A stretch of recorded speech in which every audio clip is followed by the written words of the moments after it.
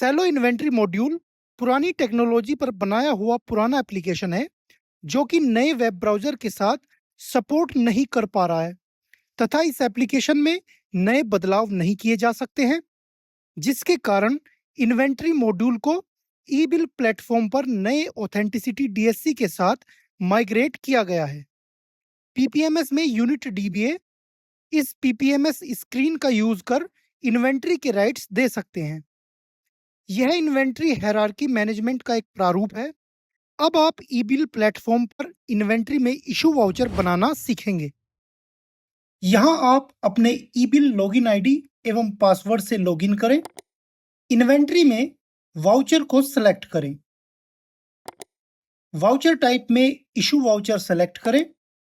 Voucher sub type में यहाँ different categories हैं, from battalion to company, from battalion to signal platoon to branch, from company to battalion, from company to company, from company to signal platoon, to individual, against normal, from signal platoon to battalion, from signal platoon to company, signal platoon transfer, issue voucher expense, external, and warehouse to warehouse transfer. अपनी requirement के according उचित voucher category का चयन करें। सभी voucher जो प्रदर्शित हैं को बनाने की प्रक्रिया एक जैसी है। यहां पर मैं पहले आपको from battalion to company voucher बनाने की प्रक्रिया बता रहा हूं। अब यहां क्रिएट वाउचर पर क्लिक करें। इशू वाउचर बनाने के लिए वाउचर के ये सभी ऑप्शन एक जैसे ही होंगे। Issue voucher date system default होगी। यहां करंट डेट ऑलरेडी फिल होगी। यहां इन्वेंट्री डिस्क्रिप्शन भरें, वेयरहाउस टाइप भरें, रिसीविंग कंपनी सेलेक्ट करें। ध्यान रखें, जिस आईडी से आप लॉगिन किए हैं इशू बाय में वही यूनिट आएगी।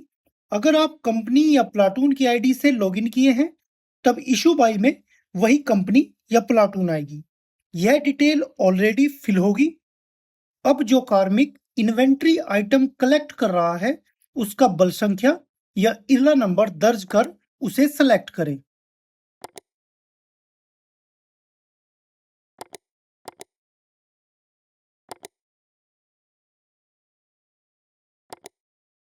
जिस इन्वेंट्री आइटम को इशू करना चाहते हैं उसे सेलेक्ट करें।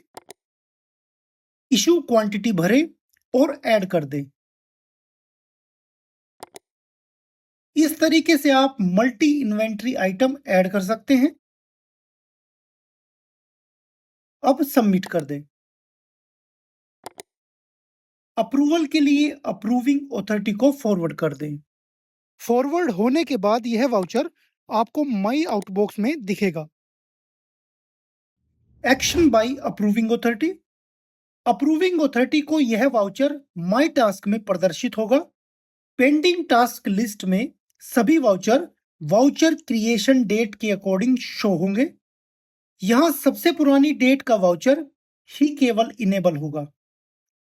यदि किसी अर्जेंट वाउचर को अप्रूव करना है तो चेकबॉक्स को चेक करके रिमार्क एंटर करने के बाद उस वाउचर को अप्रूव किया जा सकता है।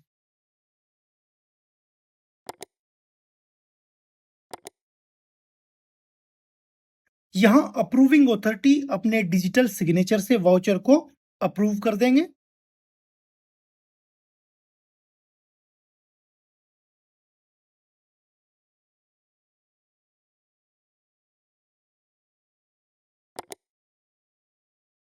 यह इशू वाउचर को क्रिएट करने से अप्रूव करने तक का एक कंप्लीट प्रोसीजर था। सेम इसी प्रक्रिया से आप इन सभी वाउचर को क्रिएट करके अप्रूव करा सकते हैं। अब मैं यहां आपको एग्जांपल के लिए एक अगेंस्ट नॉर्मल वाउचर क्रिएट करना बताता हूं। पहले के जैसे यहां इन्वेंट्री डिस्क्रिप्शन सेलेक्ट करें, टाइप ऑफ वेयरहाउस सेलेक्ट करें, यूनिट जो रिसीव कर रही है उसे सेलेक्ट करें। यहां यूनिट की आईडी से लॉगिन है तो issue bye already unit competent authority select है। अब कलेक्टेड बाई में जो कार्मिक इन्वेंट्री कलेक्ट कर रहा है का force number, inner number search करके सेलेक्ट करें। नेक्स्ट करें। यहां से इन्वेंट्री आइटम सेलेक्ट करें और क्वांटिटी भरकर सबमिट करें।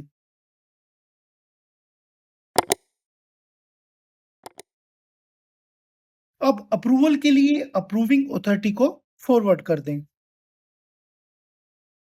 अप्रूविंग अथॉरिटी इसे माई टास्क से अप्रूव कर देंगे, जैसा कि वीडियो के पहले भाग में बताया जा चुका है।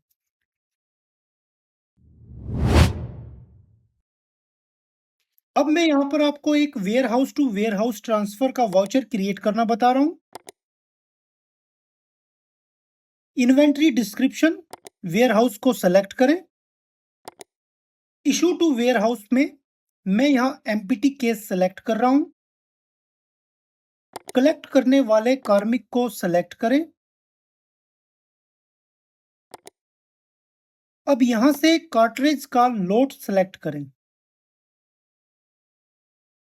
अब इशू क्वांटिटी भरें और ऐड कर दें। इसी प्रकार से आप अलग अलग लोड साइज के कार्ट्रिज क्वांटिटी सहित ऐड कर सकते हैं। अब सबमिट कर दें और अप्रूवल के लिए अप्रूविंग अथॉरिटी को भेज दें।